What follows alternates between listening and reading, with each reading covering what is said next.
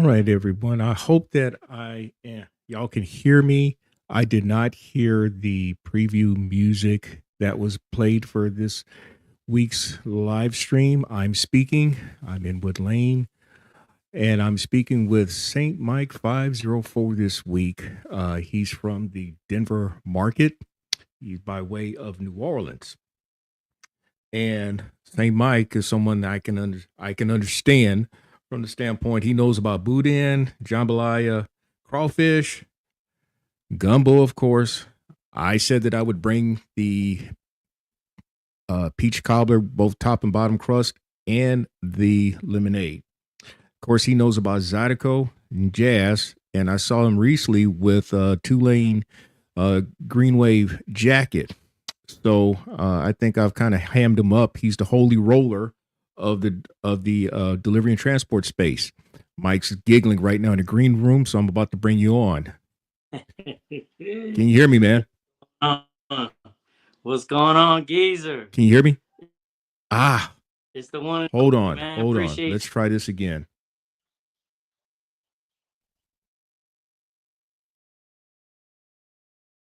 Sure. Can you see me? Can you hear me?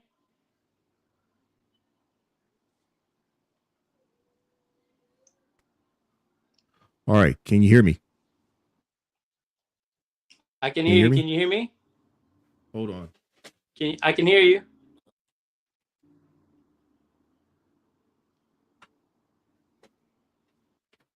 It's something with on my end that I'm not hearing anything. So I apologize here. What did I do wrong here? Can you hear me now?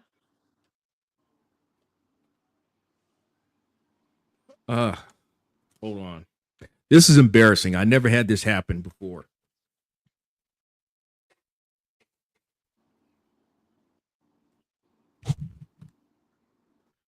All right, let's try this.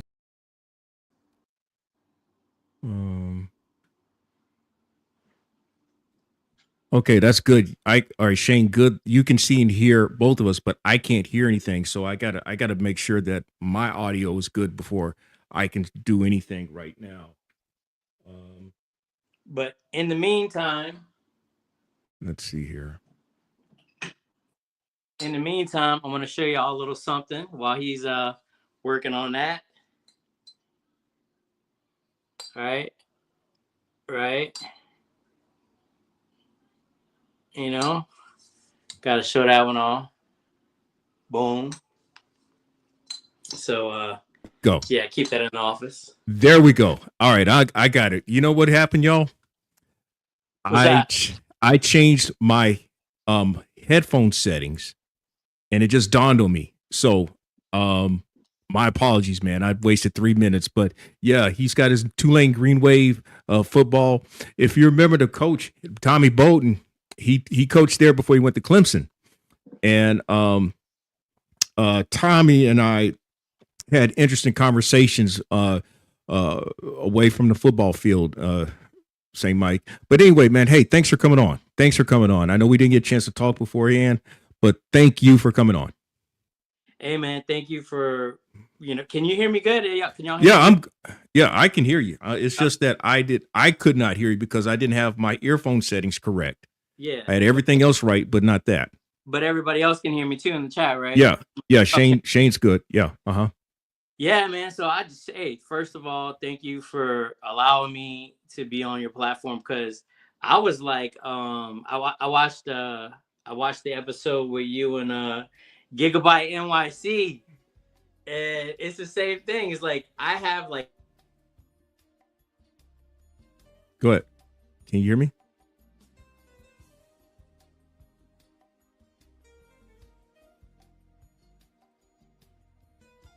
On the show.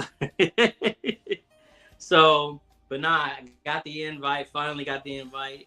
Appreciate everything that you're doing. Because at the end of the day, I know how hard it is to do what you're doing. You know what I mean? Right. I did sound for the church. I did, I do my own mixing. I do my own editing, right, professionally and with my phone. So I know the amount of time it takes to upload these videos, and to Right. do the graphic design and to do all the stuff Mm-hmm. that you're doing, bro. A lot of these guys out here, um, but especially you because you got the studio set up. I mean, Yeah. what I mean, so thank you for doing what you're doing for us, for the community, because this is awesome, man. It's awesome to be here, sitting here talking to you. Well, thanks, man. I may be repeating a little bit though, but I'm gonna say this. Yes, I do everything. The thumbnails, I do that. The video, the editing. My even with just using a phone. This here, that's what I do the video with. But that's also years of working the Adobe platform to get to that point. But anyway, man. Now I'm gonna say this about Saint Mike. I was one of his early subscribers early subscribers back in 2023, and I pointed him out. I said, hey, y'all need to check him out. And 2 years later, we're talking as well. So i'm That's i'm true. also True story. I'm going to bring this up because I know that this is in one of your videos from 2 years ago. Now you are by way of New Orleans, and I think you were displaced because of Hurricane Katrina 20 years ago. Is that right? Yeah, wow, man. Wow, you did your homework, man. How you know all this stuff? Am I putting this out there like that? Yeah, but you also got to remember, I'm a newspaper reporter by nature. Oh, wow. So all right, okay, let's go. I'm Yeah. ready. I'm ready. No. This is on. hey, look.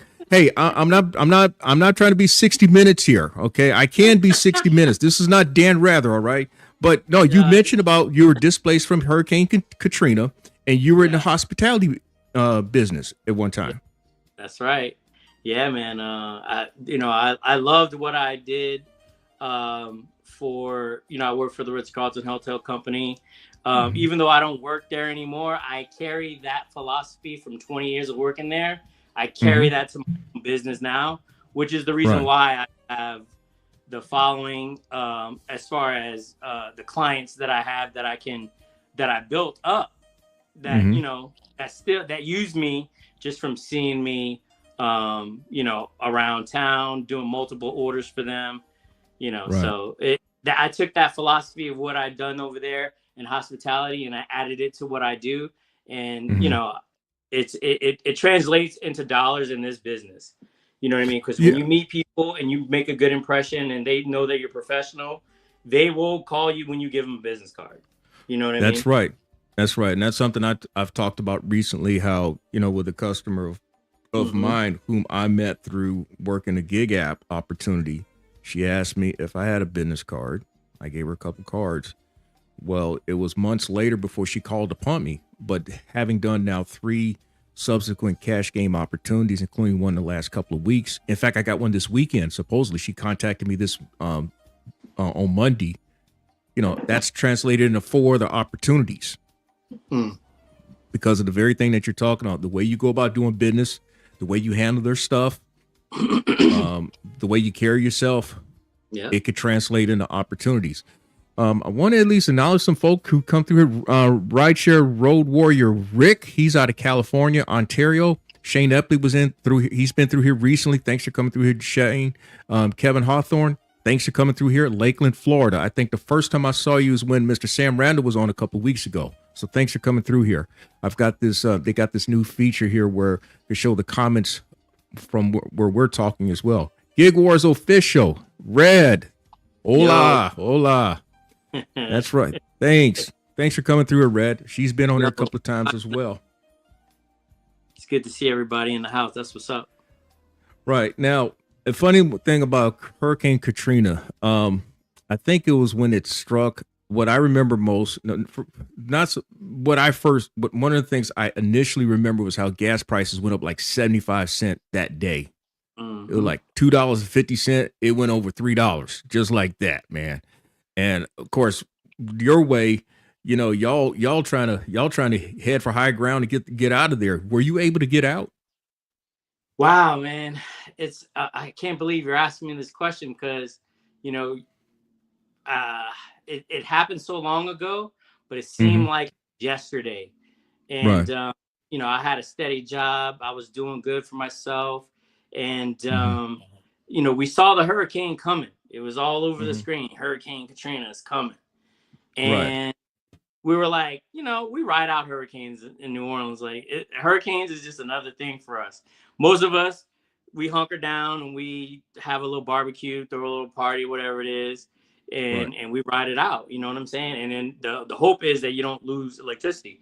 But as it got closer, it became a mandatory evacuation. We like had to get out. So my daughter was 2 weeks old at the time. She was 2 weeks old. And my job, they said, hey, you can come stay here in the hotel in a room. We'll give you a room. You got a newborn baby, come stay here. And, you're going to work, obviously, because they have people in the hotel.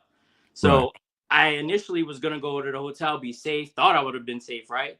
Man, it ended up being the best thing ever because with a 2-week-old baby and us being in that hotel with no water, no food, no nothing for, we got out of there like last minute. We literally left like 8 hours before the hurricane was whipping us in the back of the head as we were going to Florida.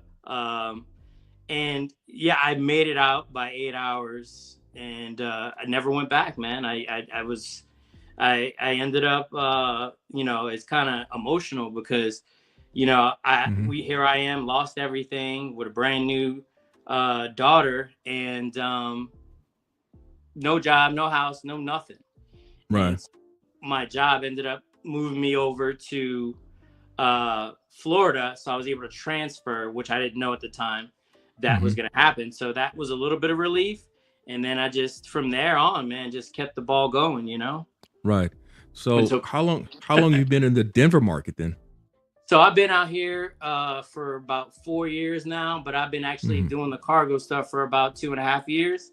Right. And I started out watching you, Big CJ, Jerome, and that's what got me into thinking about it. Because you got to realize, for the first year that I was out here, I sold cars. Right. Okay. So we got that shared background. So when in recent videos I talked about how sales managers are on your back, you're trying to earn customers' trust. And then you're also thinking about how to make money for yourself and your family. You know exactly what I'm talking about then. Yeah. Oh yeah. And the thing is, I love selling cars. At first I was kind of like, it's a tough business. It's brutal. Managers, it's brutal.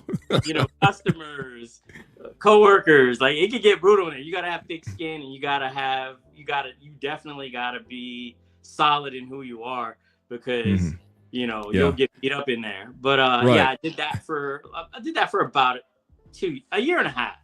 I did it for a year and a half, and how I got into the business is I saw a video that said cargo van. You can get a cargo van and make this much money, blah blah blah. And I was like, yeah, whatever. So, because a lot of stuff pops up on my feed, because I'm always randomly looking for information. So what happened was, me selling cars, I was selling like dualies, trucks. I sold a couple vans, and these guys were doing the rideshare thing, and they were like, I'm getting their pay stubs together. Well, not even pay stubs. I'm getting their bank account information. 1099s and all that. Right. You got to get the bank account. And I'm like passing it to finance. And I'm like, man, this dude's making like 20 grand. This dude's making like 15 grand. This dude's making like 10 grand. This dude's making like 8 grand. So I'm selling these vehicles to these people who are doing this. And at that moment, to me, I guess, because I wasn't in the business, it was all brand new. Never heard of it. Never knew that there was a such thing that you could make money just delivering stuff, you know what I mean? Right. And so that's how I got into it. Now, for whatever's worth, y'all. And then, that was it. As soon as the first van that came in, I was out of there because it was hard to get a van back then. You couldn't get a van 2.5 years ago. Yeah, and the prices were, well, you must have got yours behind the screen. To say behind the screen, y'all, that means that he got it well behind discounts that were offered and all. That's just one of the advantages he had having worked at the lot. What I was going to say was that the money that they make at the lot, for whatever it's worth, it used to be way back in the day. This is when I did it 25 years ago. Dudes making 5 figures a month, like what we're talking about doing this, was commonplace. And you would be laughed at if you made only $5,000 a month. The way the business has changed now, 5 to 10 is a good month at the lot, and you got to go through a lot more to make that type of money. So I can see where he's like, and I ain't got to put up with no sales managers and no customers trying to walk away from me, and you're begging them to stay in so you can get them to test drive and all that. Yeah. Yeah, man. It was brutal. You know, the company I worked for, Brandon Dodge. Shout out to Brandon Dodge. I know a lot of people, a lot of guys I used to work with asking me, "Yo, man, Mike, what's going on?" I'm telling you, it's crazy. I shared one of my videos on Facebook of you guys, and the promotion on there too. And I definitely got a couple people reaching out, trying to figure out like how to get in the game, which leads into the next point. Do I recommend getting in this game? No. Stay where you are. I don't know. Just no. It looks good. Yeah. Like at the end of the day, it looks good. It feels good. You know, I love what I do. You know what I mean? Honestly, you know, but that's the thing. If you don't love it and you don't have the knack for it, and it's, you know, it's like when you do something you like, it doesn't feel like work. You know what I mean? So that's the biggest thing. Now, I say this often, and Miss Brianna, hey, we see you, Miss Brianna, and I acknowledge you.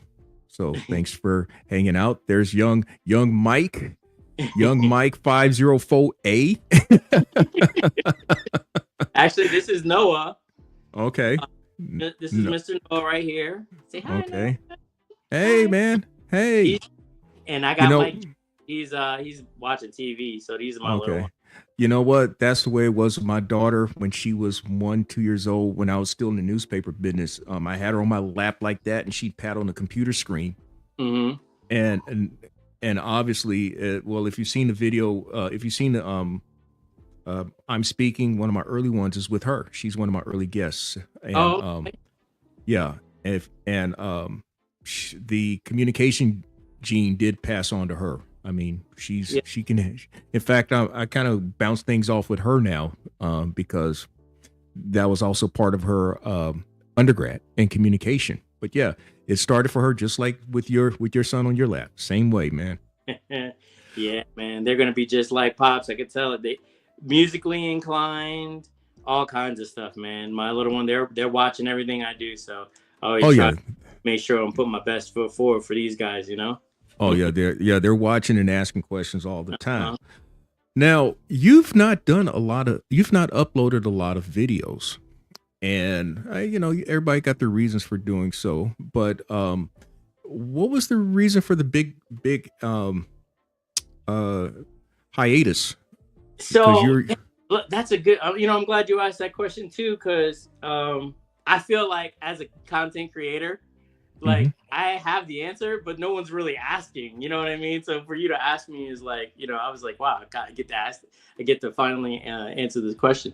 But man, last year, the first year was me. I'm like a lot of these guys that I see now, the new guys that are out here that I love watching their content. And I'm watching the videos like, man, that used to be me, you know? And I was excited to do this.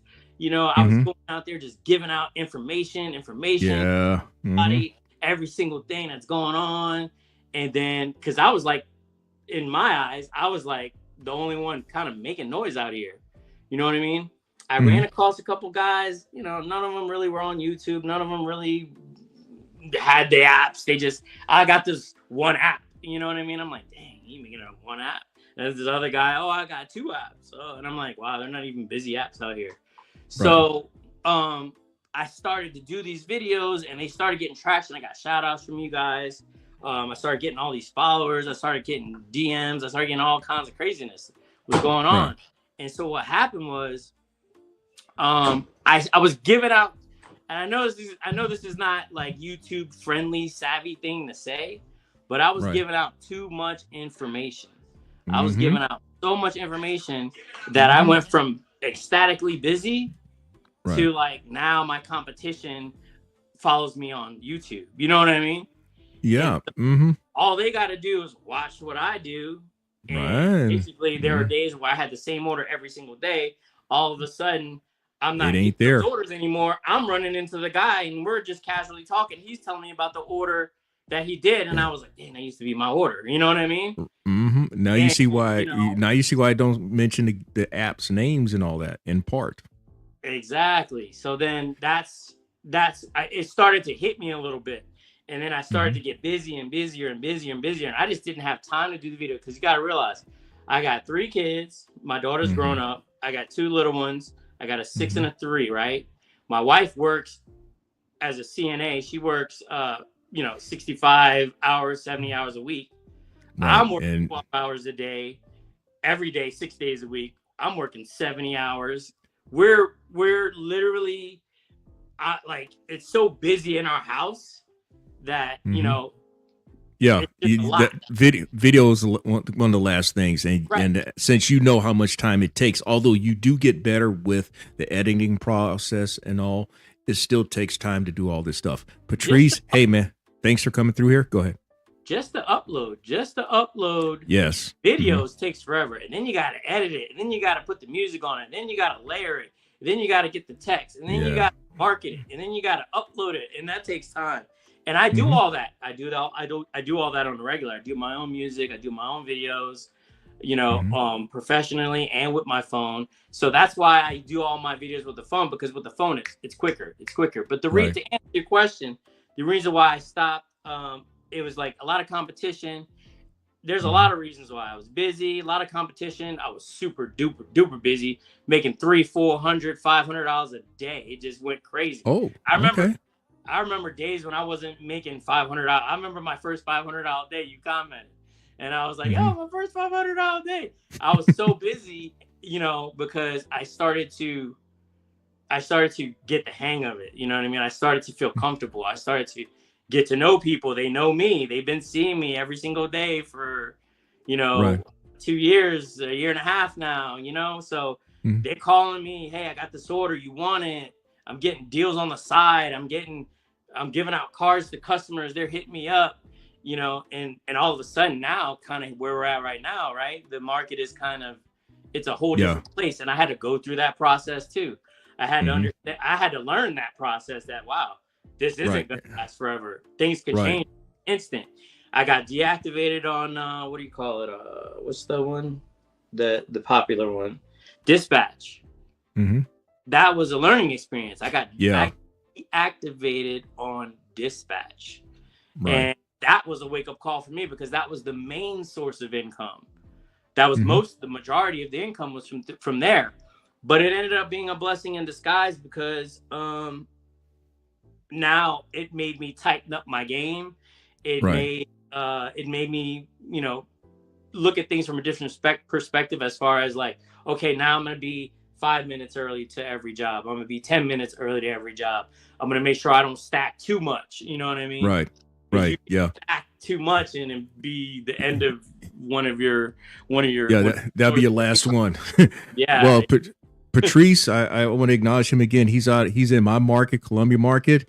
Red says she run into folk calling her name that she's never met, so it's kind of creepy. Yeah, it can be, but that's how folk have come up to me in various locales, and I'd be driving somewhere. Sorry about that. There's a gnat around here, but I've been driving. Get Geezer, man, what's going on? I be checking out your stuff, and I'm like, but it's nice. That means they're watching. It's flattering.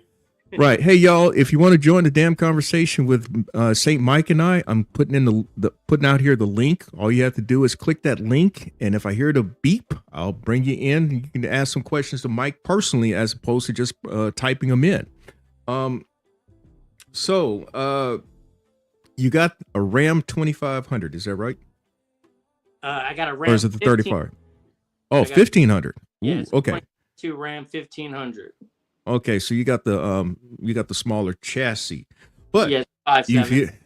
Right, but you've had some transmission issues a couple of times. Oh, you talking about my van? Yes. Yeah. I know about your Hemi. That's one thing. I'm talking about your van. That's 2500. Van. So the Ram is a 1500. The van is a 2500. Okay. With the 159 wheelbase. 159 wheelbase. It's the big long one. Okay. So about 12. But Go ahead. Hope everyone's doing well. Different now than it was 2 years ago. That's why it feels like that way for new people, and it takes longer to make the same amount. That's true. Weezo is a long time subscriber, viewer of the channel. This is the first time I've seen Weezo here in, at least in my recollection, in the chat room. So thanks for coming through here.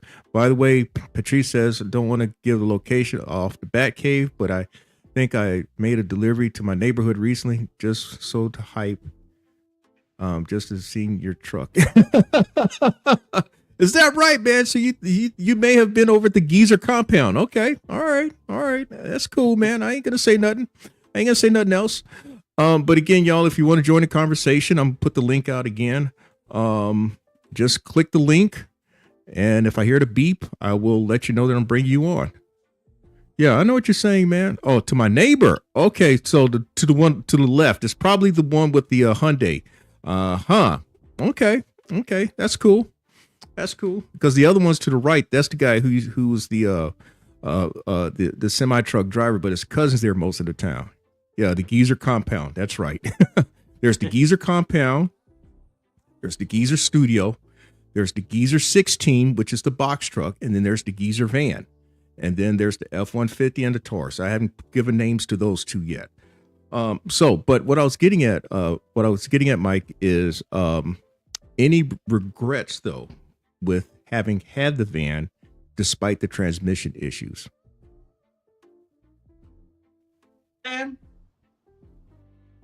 Hold on. Let me. I'm not hearing you. So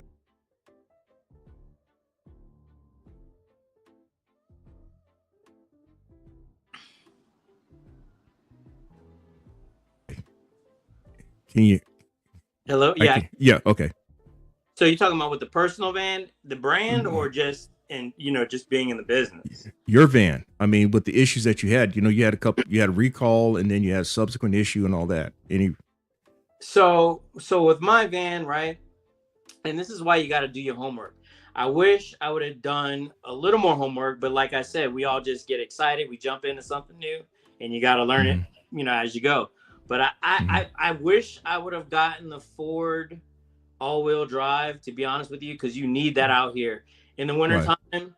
You need four-wheel drive. Like you need it, and the Ford has that. And so I wish I would have got a Ford. But then again, I heard good and bad things about that. But with me, I'm lucky I have had those transmission issues under warranty, because if I didn't have those under warranty, those probably would have sunk in my business. Right. You know what I mean? I'd probably be, I wouldn't be Cargo Van Shorty. I'd be 1500 Mike, driving around. Hey man, but it's good that you have that option. See, that's something that I've talked about as well. Forcing you have that second option to at least keep doing things. Last year I kind of went through a couple of stretches. One was with the suspension, when I was out for a while with the suspension. And then when what amounted to was what was it? It was a fuel injector, but it was also oh boy, what was it? What goes on top of the spark plug? Ignition coil. Oh, had ignition coil. Yeah, an ignition coil had gone bad. I thought it was spark plugs, and then I thought it was a fuel injector, but it was an ignition coil. And what kept me going in that stretch last December was the box truck and the F-150, having those options. So, again, you understand about having those options. A lot of folk don't have those options. And then, yes, you'd be sidelined almost permanently. You'd be wondering, how am I going to get back in here? I'm going to get back in the game. Right. So it's been 2 years, 2.5 years or so. You've said, you like what you're doing. You've shared some of the good and the bad and the ugly and the very lean. Can you expound upon that? Yeah, man. So, I'm in tune with a lot of YouTubers. I love this community that we have, and I appreciate you once again for bringing us all together. And that's a lot, to believe it or not, that is a lot of you guys, the community is the reason why I say, hey, you know what? It gives me that little extra drive. I already have the drive, but this gives me that extra drive to be like, what's the next new thing? What's new? Because in this business, you got to keep changing your strategy like daily. You know what I mean? Like every day is a new day, and you never know what's going to happen. Like the 3 apps that I used when I first started aren't the same 3 apps that I'm using now.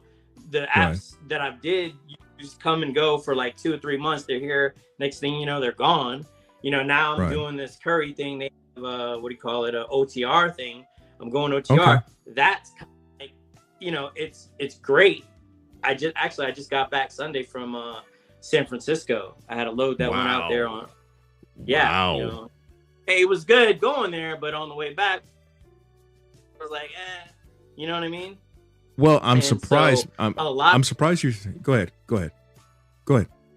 Yeah, no, and a lot of these things, you have to keep making adjustments. Like this isn't a thing like you just wake up and then you know exactly how much you're gonna make every day, unless you got to know the drop times. You gotta have your business on the side that uses you. You gotta use all your resources just to keep the wheels moving in your vehicle. You have to. You got to do catering orders. You got to do roofing orders. You got to do tile. You got to do flooring out here. This Denver market is a very, very different market than what I see everybody else doing. What I see Big CJ doing in Texas, and I had a load that went out to Texas too. And man, my phone notifications were bling, bling, bling, bling, bling. And I was just like, man, it's crazy out in Texas. It's like, it's top notch out there. I've driven through Utah, nothing. I've driven through Vegas, nothing. I've driven through Cali, bling, bling, bling, bling, bling, bling, bling, notifications going off. So it just really depends on the market that you're in, man, and it's a challenging market out here in Denver because 50% of my orders are going into the mountains, and the mountain is what's rough on your transmission. And sometimes you're so high up in the mountains, like it gets scary up there, especially if it's snowing, it's wet, anything. It's scary. This is a tough market. And then when you're staying in the city, those orders suck too, because now you're stuck in traffic downtown Denver, and you know what I mean? Like, so it's like challenging. So a lot of the ways to make money out here is you got to get out of this. You got to take those long rides. 44 is an hour away. Colorado Springs out away. A lot of everything from Denver is going out. I just find it interesting. You're saying you're doing over the road because you were kind of hesitant about doing that, and you cited the fact that you got young kids and all.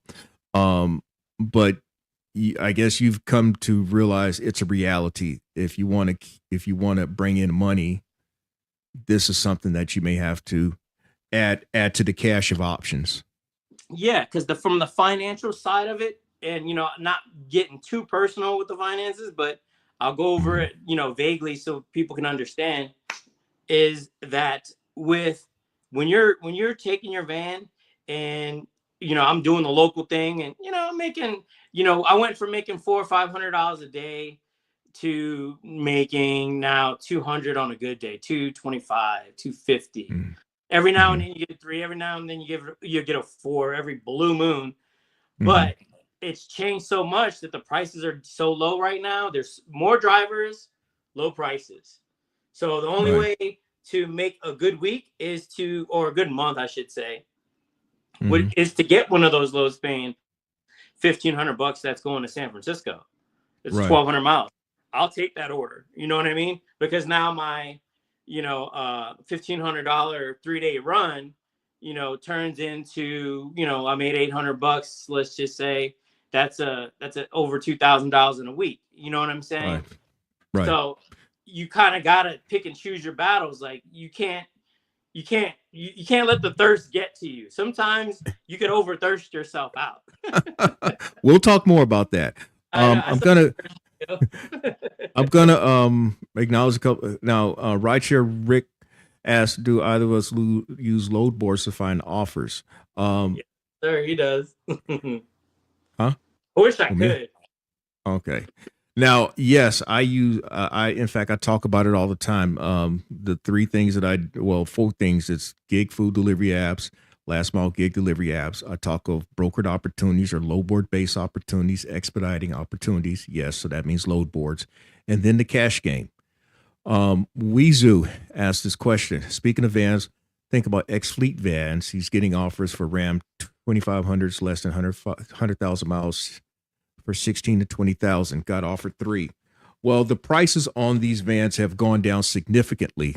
I will go as far as to say, well, I'm more partial to Ford because of my personal experience and knowledge with Fords.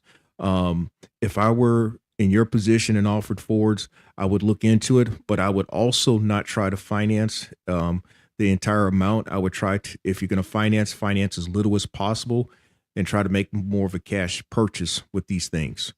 Um, let's see, what else is you got to know your market niche. Sometimes something's good in Texas doesn't mean it's good here in New England market, which is medical mostly. That's true. Exactly. And then here in South Carolina, it just depends on the person. I mean, to be honest, y'all, I don't know how I'd make it happen. I really don't know because I tell folk all the time, I kill what I eat on a daily basis. Um, I mean, yeah, I may have every night. In fact, here's a good example. I went into today thinking that I had a brokered opportunity set up for tomorrow. It was actually for this morning. And the guy told me yesterday when I booked it, he said, well, do you have capacity for Thursday? Because we don't think it's going to be in tomorrow. I said, yes. And so knowing that I had this one opportunity supposedly set up for Thursday, I went ahead and strategically looked on another load board to double up on an opportunity that was going to take me into that area. Mhm. Well, no sooner, less than 2 minutes after I booked that load for less than what I normally would do it for of late, I get an email reply saying it don't look like it's coming in. It may be next week. And I'm like, Woo. but I happen to have accepted a catering order in town, which is going to offset some of what I would have lost on the second brokered opportunity. So it cleans up a little bit of what I know I'd taken for less, thinking that I would have set myself up for an even better day. But then again, that's just totally unpredictable. That's what he's talking about. Now, you mentioned, Mike, about how the income has changed for you. It sounds like that it's dropped off. Let's use a percentage of somewhere in the 30 to 40% range if you're not taking one of those long runs. Yeah. Mike mentioned in one of his recent videos, in fact, I'm going to pull it up. I'm going to point out to the video, but I'm going to point out what he said in it. Is a good order. Okay, Now this a is $40 to $50 order is a pounder. $100 order. all right. And you see, he's got his two-lane green wave jacket on. That's where I got that observation from. Reporters are good observers, keen observers. Okay, but anyway, he mentioned about he's got $800 van note. He's got insurance, a couple hundred a month. Gas is like 900 to $1,000 a month. Baseline before an oil change. I don't know if you do your own oil change, but let's presume if you let somebody do it, it's in between $50 and $100. You've Mhm. already changed tires, what you mentioned. So you're talking about $2,100 a month before you've got to make $2,100 before you even begin thinking about breaking even. For a profit. Yeah. Yeah. That's a lot to think about. Now I ain't even talking about mine. More money, more headaches. That's all I can say, man. So it sounds nice what I mentioned in the video about how I can call a $10,000 dedicated run a slight pay cut, but there's more money, more headaches. That's all I can tell you. But that said, yeah, that's a reality. That's a reality. But when you look to come into this, did you take into consideration then about, family, the costs with your household, or did you just kind of just gung ho thinking, hey, I get this, get this, and I'm going to go out here and see, I think I can make some money. Tell me, how did you strategize things in the beginning?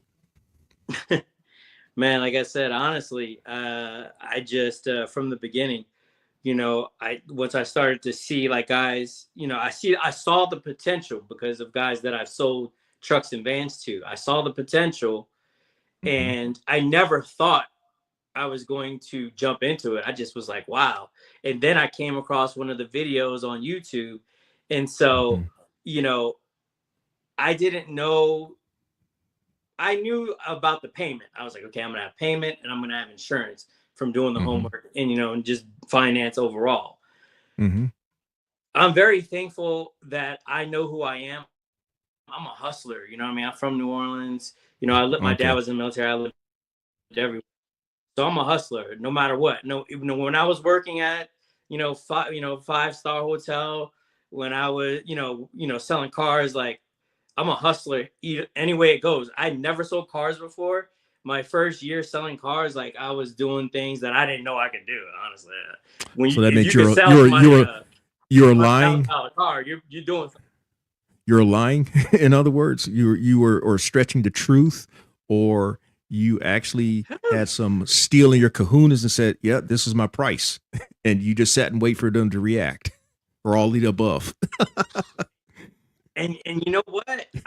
That was one of the reasons why I got out of the biz, because Mm-hmm. I pride myself on integrity.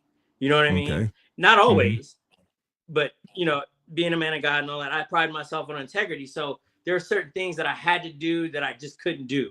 You know what I mean? Mm-hmm. And so that's why the out to this business, bro. Shout out to my wife, man. My wife supports me in everything I Mm-hmm. do because she knows me as a very structured person. So I went to my Right. boss. I said, hey, you know what? Tonight's my last night. I'm quitting. He was like, what? You know what I mean? Like, what's going on? Are you sure? Like, I was like, yo, I'm out of here. And I left. And then when Mm-hmm. I left, I said, you know what? I'm going to get a van. I'm going to trade my Jeep in, get this van, make it happen. I downloaded Roadie. Roadie was my first little situation. And then Mm-hmm. I got approved on Dispatch. I was like, woo. And then I got on a couple, like I said, I hate naming these apps too, but I got on all these apps because it Right. was early and I was able to get on. And so that was it, man. I got on these apps and I started to like $150, $200, because selling a car, you'd sell a car Yeah. for, and they give you $200. They give you $150, All right. $100 for the Mini, depending on, whatever For their fifth is. translated, y'all, what he means by mini, that is like a base deal when he makes no profit on the sale. Back in the day, for a used car, a mini was $70, and for a new car, it was $100. So it's changed, obviously, but that's what he means by mini. So then now you work all week and you get one Mini. So I just worked 50 hours a week and I only made $200 for that week. So when I started to use my truck, you know what I mean? I was using the truck and then I'd make $200. I was like, okay, a Mini day, every day I'm making $200 at least. Mm-hmm. I was like, I'm already doing better. So, and then it started, as like I said, I started to do what you guys do. I started to focus more on the internet and like, how can I get better? Because Right. you don't know how to get better until you see someone who's doing it. So that's why I kind of still like doing what I do. And that's why I came back. Cause like I said, you notice I didn't do videos. I was like, you know what? If it's 100 people that want to see the video and that are going to learn something, I'll honor the people that care. You know what I mean? Because sometimes we get caught up in I got the followers, I'm doing this, I'm doing that. And you're trying to keep up this imagery of that you're doing great and whatever. But at the end of the day, you're breaking even at the end of the month sometimes. You know what I mean? Nowadays, but I've been fortunate enough to get these OTR routes. You know what I'm saying? And that's been making a difference. If I didn't have these OTR routes, it'd be hard right now. Right. I can say the same thing, with the way the breakdown for me is. I'm going to put the link out here again, y'all. If you want to join the conversation with Mike and I, just click that link. If I hear the beep, I'll bring you in. So that brings me now to something that you mentioned, at least in the and your promo to other folk and what I've talked about recently rather passionately, the gospel of thirst. Mm. Or as I call it, the anti-gospel of thirst, or the anti-thirst gospel. But anyway, the subject of thirst. Now, I will say this, and I'm gonna say it again. I first talked derisively of thirsties dating back to 2019 when I was doing Amazon Flex, and for that matter, rideshare. So we're talking 2018. So that word has been in my vocabulary, my vernacular for 7 years, in upwards now of 10 years. But in our delivery and transport space, and I think I'm preaching among the choir, the decisions that people make, yes, I understand that everybody's life situation is different. I get that, man. But to hear and see people do some of the things that they do, they could do better. That's what it's all about. I mean, to see somebody to get 50 planks of 2x4s that are 16 foot long, trying to put them inside your 2,500 van for $40. That's thirsty. That's stupid. Yes. That's shameful. It is. Okay. It's bad. Right. Examples like that. Maybe I need to go out there and just be on a thirst patrol and look at some of these people do some of the stupid things and then report it to everybody, and then they'll see what I'm talking about. But let me tell you something. Let me jump in on this one too, because I don't know specifically where you're hauling in your market. You know what I mean? Sometimes you share where you're hauling, sometimes you don't. And with Big CJ, with Jerome, like I see what they are transporting. You know, everybody gets the Home Depots, everybody gets the Walmart, everybody, whatever. It's the market out here is all day is tile, flooring. That's the majority of everything that I do. I'm happy when I get a Home Depot order because I know it's only going to be whatever, you know what I mean? So it's like the market out here is heavy stuff, and the price and the pay is gone down drastically, right? So luckily I'm kind of in shape so I can move the heavy stuff. But the thing is this, I can't do this forever. You got to have a plan A, B, C, and D. I know that I can't do this forever. Even though my heart wants to do it forever, physically I won't be able to do it. I'll be 49 this year. A lot of people don't know. I'll be 49. So I don't want to do this for the rest of my life, but I will always do it in a sense because I'm always going to have a van now. Like my next vehicle is going to be a van. You know what I mean? And so I was fortunate enough because I deal with a lot of contractors. I deal with a lot of electricians. I deal with a lot of plumbers. I deal with a lot of real estate agents. You name it, I deal with them out here. And I've been dealing with the same people over and over and over. And they see me and they're like, oh, you're our favorite, man. And a couple guys, we exchange numbers and they need me on the side. I'll go hook them up, whatever. They need something on the fly. Boom, they hit me up because they know I'm always moving every day. There's never a time when they call me, I'm like, oh, no, I'm not working today. They know that they can ask for me every day, right? So what I've done out here in my market is I've gotten accumulation of business cards. I give out a lot of business cards and I ask for a lot of business cards. So now I have these guys' cards and I know them on a personal level. Some of them follow me. They're going to watch this video. They're like, hey, Mike, what's the next step for you? And I'm like, this is it. And then it started to put me in a headspace like, what is the next step for me? You know what I mean? And so I was fortunate enough to meet this guy. His name is George. I won't say his last name, but he's super cool. His name is George. And he was the one that got the ball spinning. He was like, look, man, he's got like 7 properties he's working at. He's out of Miami. I used to live in Miami. We have that in common. He's working with like $17 million worth of real estate.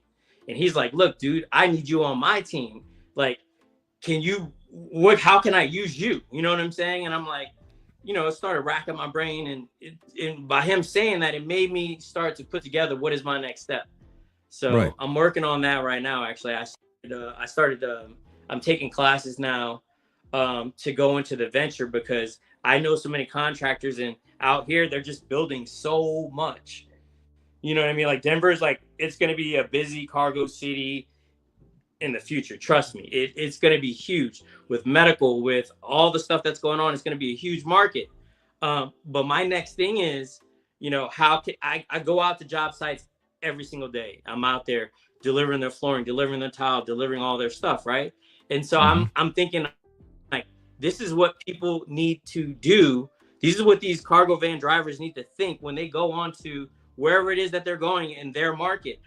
It just so happens that the housing market out here is going crazy. So how can I get into this market, and how can I who's doing what out here that I can do, that I can add value, that I can get paid for? You know what I mean? And So that's I'm all. That's thinking what it's all ahead. about. That value quotient right there. Value quotient. That goes a long way. Mhm. I will. I get what you're saying. So you're really thinking about the next step. What's then your next move? What's gonna add to? Yeah, I get what you're saying now. Add to what you're doing, because that's gonna give you yet another option, and that's probably what's gonna keep you going for the next who knows how long, whatever that next move is going to be. So Yeah, go ahead. stay tuned to the page. Everybody, whoever's watching, stay tuned to the page, because, you know, like I said, I started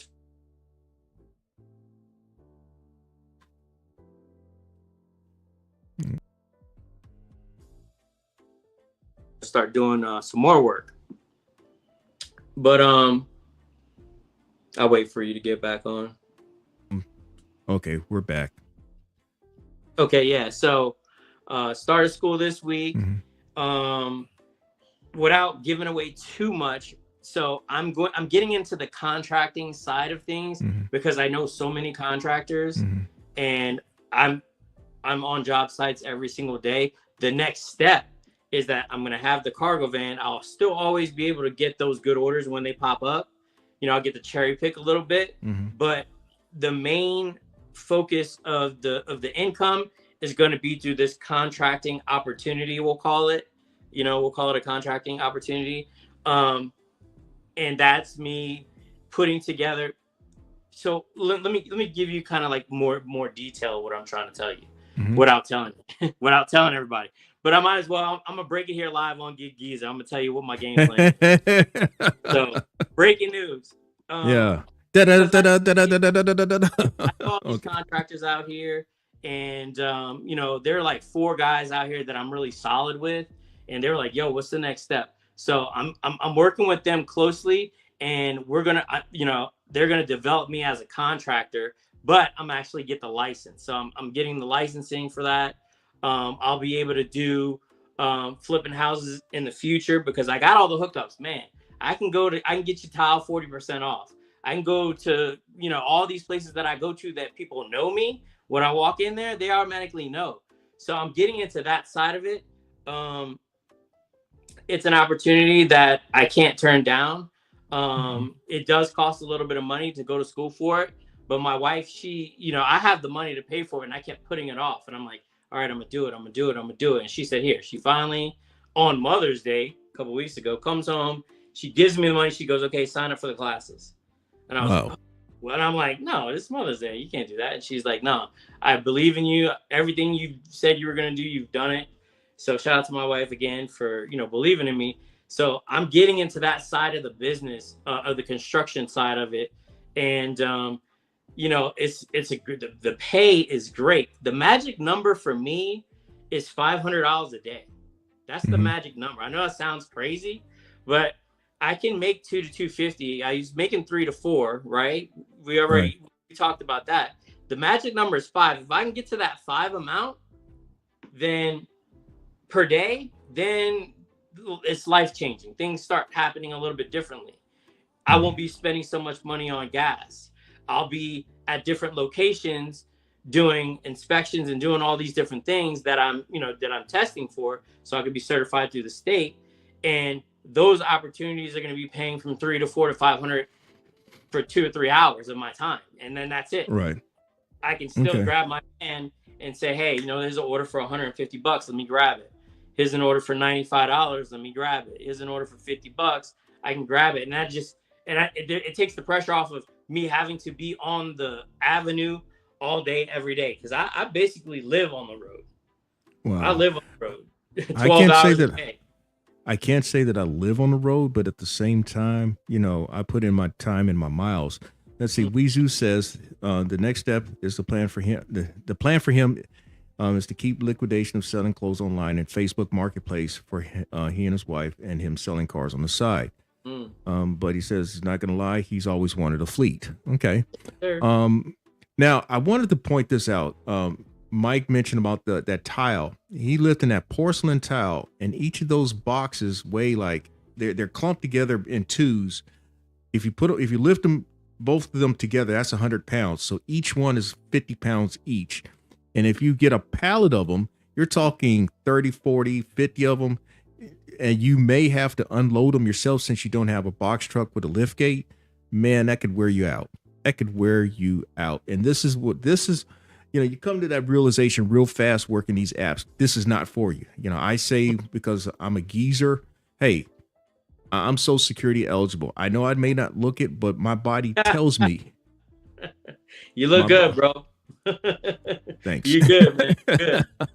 Good. But my body tells me a lot. It screams out to me. And you do that enough times, you try to figure out a better way of doing things. Or if you're going to do it, you're definitely going to make it worth your while, because then you have a little more incentive to lift those things. But, folk, y'all, I hope you listen to what Mike has to say, because he is the much cleaner version of me in terms of what he has to say.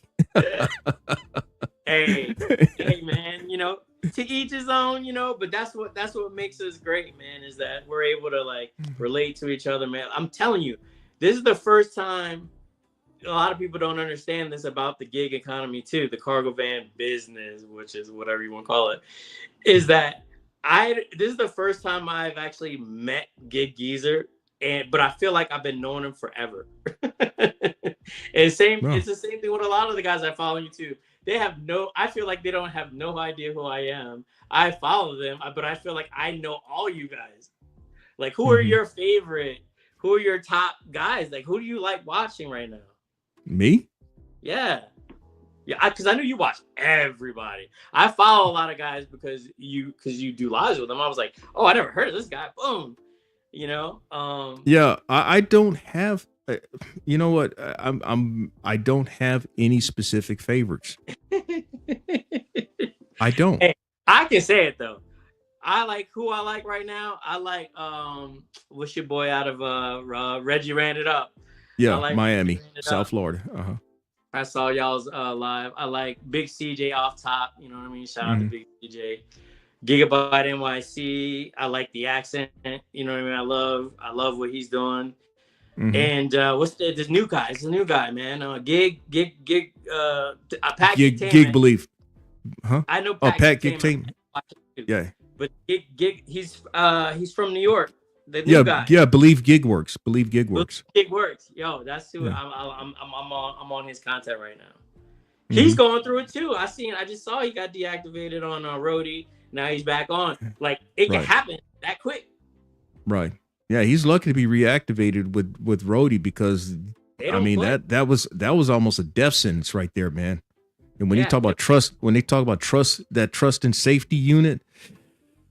Ooh, I mean, I told someone, I said, he's got like a 1% chance of surviving it if it's for what I think it could be for. Yeah, and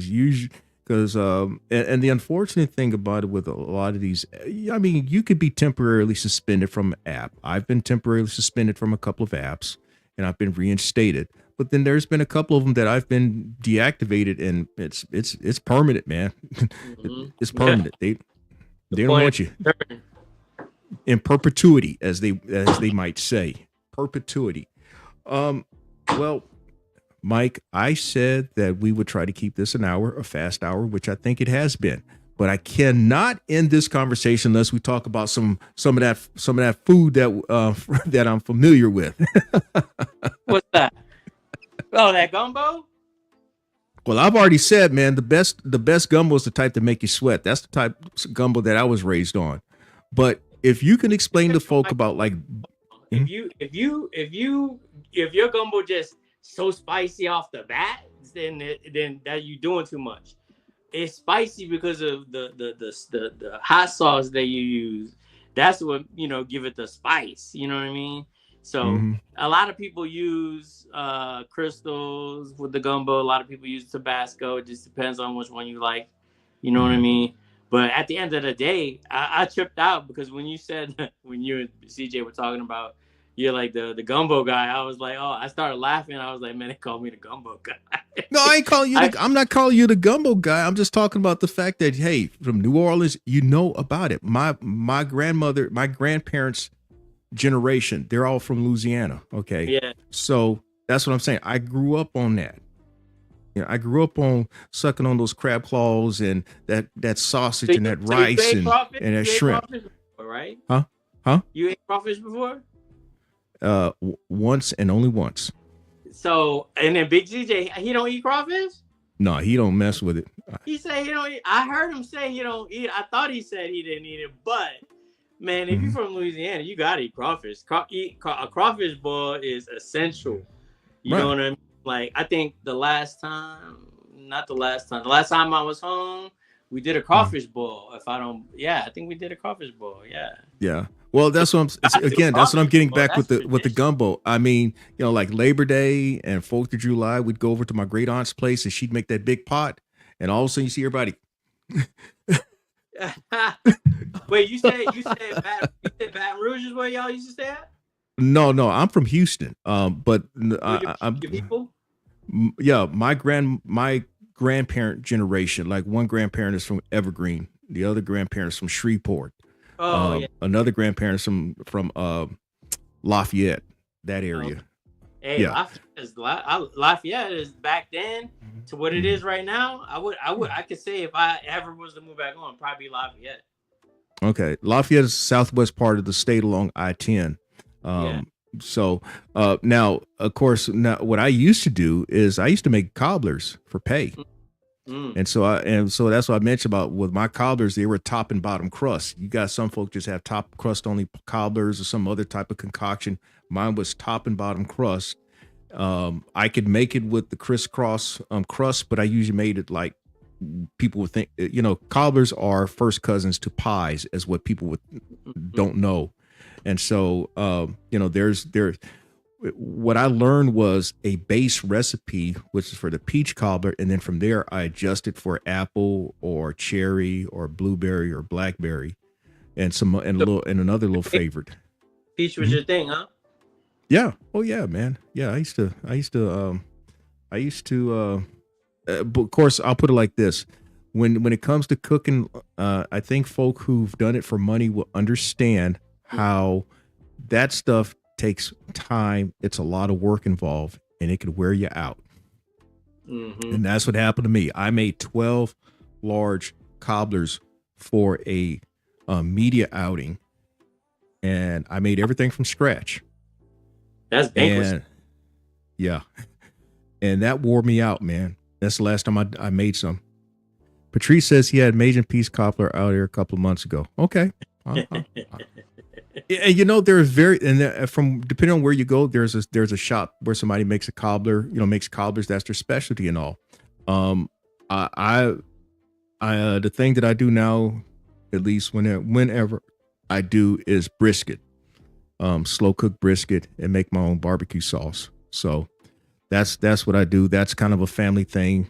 We kind of brag among ourselves. Yeah, I could do this, but I learned from watching my uncle, who learned from a next door neighbor of his.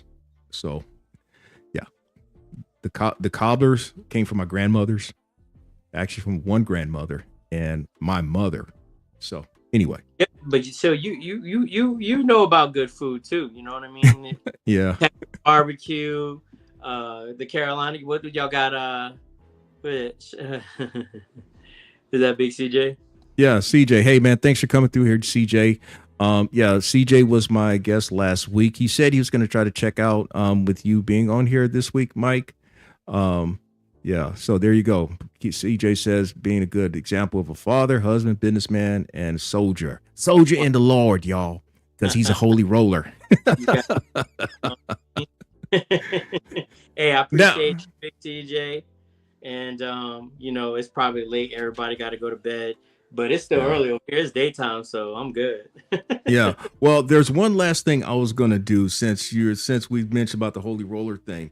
You Yeah. know what? I happened to look into something, chapter and verse, and you can almost say that this speaks of this is where if I want to make a justification why folk are thirsty or they should try to aspire for getting more money, it says, "He who gathered much had nothing left over.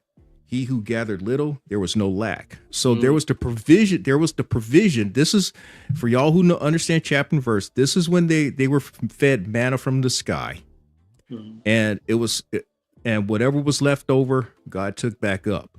But the provision was there for you to get as much as you could. You could be greedy and get as much as you could. As long as you can handle it, you can get it.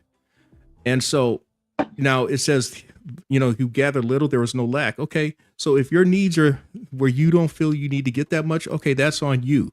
But there is the opportunity to get make as much money as you can. So why not do it? That's my point.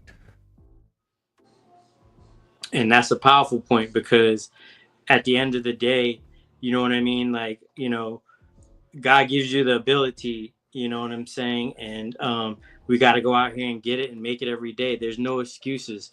There's no reason to be lazy.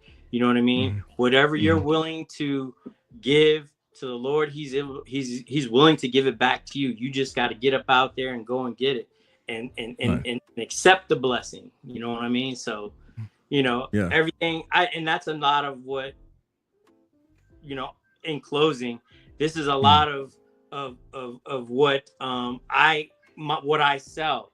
You know what I mean? It's who I am and it's my business model. I love people even when, you know, the customer service side. This is a great pro tip. Take care of these people, man. If you can, not everybody deserves certain things. But if you can go out here and make a customer out of someone that you met on a gig app, you're doing your job.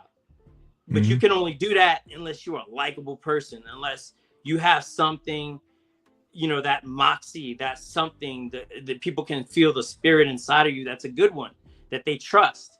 You know what I mean? So that's why I named it Holy Roller.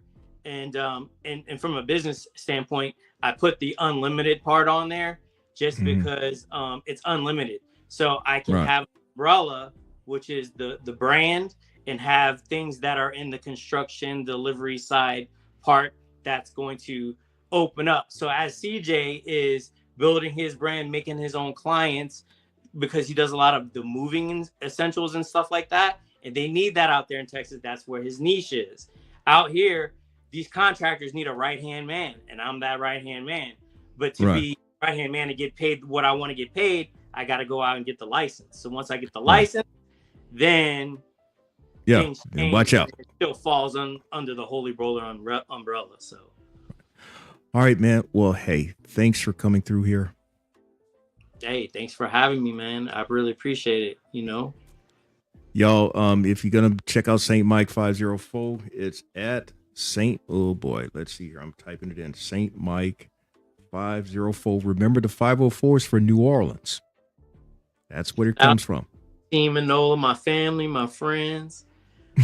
Everybody back home. So before we go, because I ain't gonna let you off the hook. This so easy. Who is your football team? This is what we need to know. I don't have a football team. I don't. You gotta understand, man, that I was a sports reporter. That was my life. I was paid to go down there on that football field or talk to those people on the basketball court or the baseball stadium. But when I got out I don't have one. In fact, when my last 10 years in the business, I didn't even look at TV. I don't look at sporting events now, man. I don't have a team. I really don't. I don't. My queen, look, I know this is going to sound crass for you, Mike, but my queen could stand in front of me stark naked, and I would probably grab her and go off another room as opposed to looking at a football game. How about that? Shout out to the Get Geezer, yo. Don't call me Get Geezer for a reason. You heard me? Yeah. Yeah. No? Yeah, so you don't have to worry about me, pushing her aside to keep looking at a football game. No, I don't have a team, man. I don't. When I was paid to look at sports, I did it and I did it well. That's what's up. Hey, well, I could take that. You know what I mean? So Yeah, I joke with. All right, man. But all right, all right, y'all. So what we're gonna do is call it a night. As I always tell y'all, to may your grind and may your hustle continue. And we'll have another damn conversation next week. I don't have a guest lined up, but when I do, I'll let you know. If not, it'll be a free game night. So with that, next time.